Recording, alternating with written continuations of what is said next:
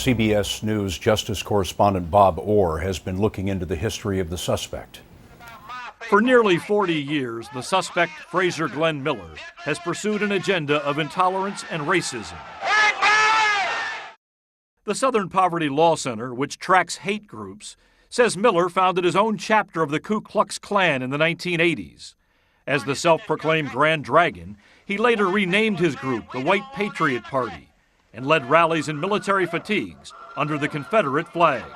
One God, one race, one nation, so help us God Almighty, white power! White power! Miller, who sometimes goes by Frazier Glenn Cross, has openly preached a message of white supremacy. This clip is from a 1985 television interview.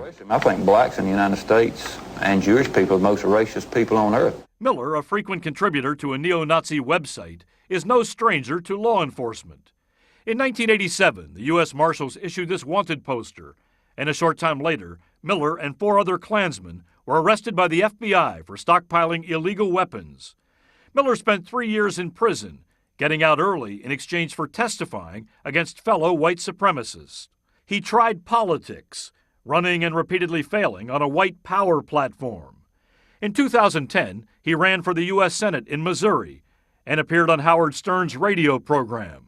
Miller railed against Jewish American leaders. They control the federal government, they control the mass media, they control the Federal Reserve Bank. Miller's campaign went nowhere. He collected 7 votes out of the nearly 2 million cast. The FBI agent leading this investigation said Miller has long been on the radar of law enforcement. But sources say so far, Scott, there's no indication he made any specific threat or gave any warning prior to Sunday's shootings. Bob Orr in our Washington newsroom. Thank you, Bob.